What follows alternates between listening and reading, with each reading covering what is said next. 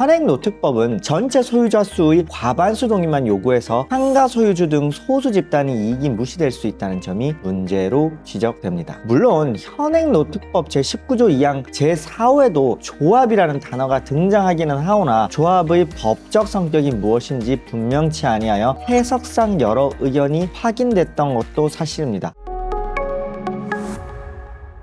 안녕하세요. 건평법률사무소 김건우 변호사입니다. 저는 재개발 재건축 그리고 부동산을 전문으로 하고 있으며 해당 분야가 대한변호사협회 전문 분야 등록되어 있습니다.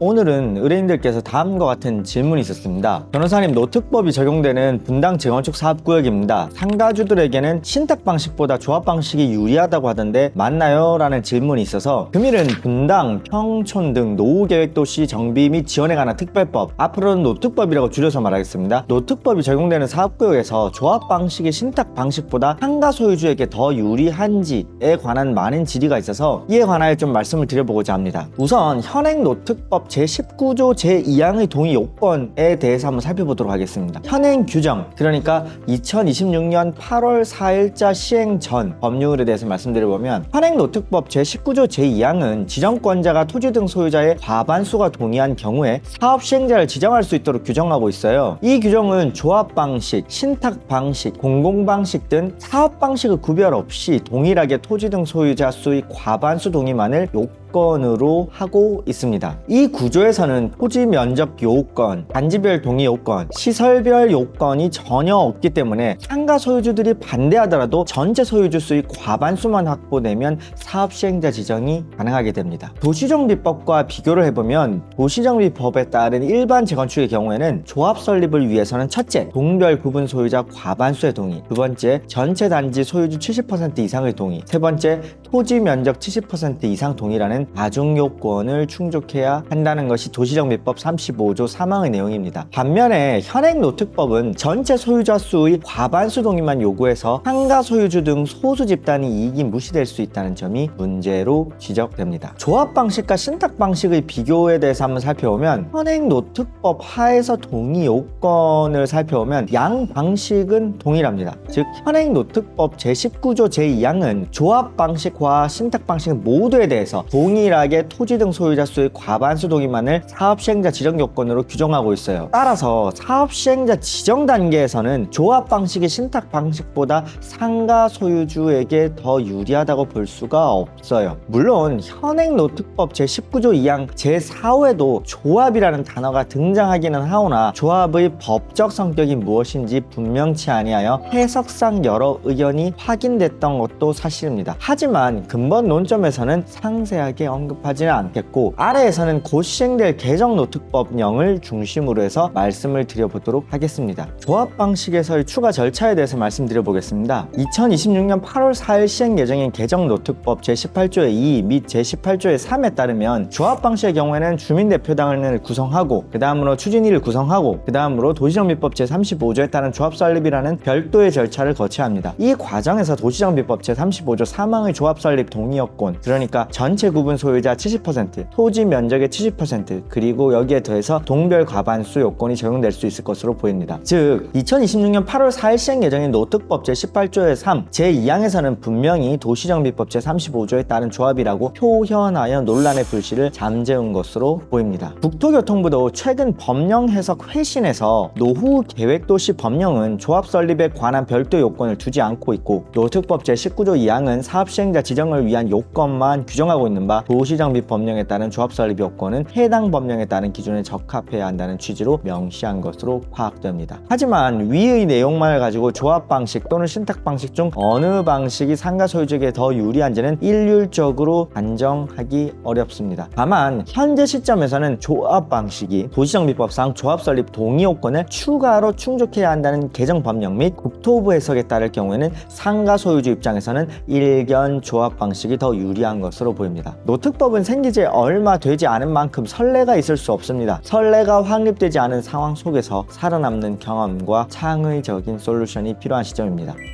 건평법률사무소는 당신 가장 가까이에 있겠습니다. 네, 본 유튜브 구독과 좋아요, 알림 설정까지 바라며 강법률사무소는 네이버 블로그를 운영하고 있습니다. 네이버에 건평법률사무소로 검색하고 들어오셔서 재개발, 재건축 그리고 부동산에 관련된 각종 유익한 정보들을 가져가시면 좋겠습니다. 네, 이상입니다. 감사합니다.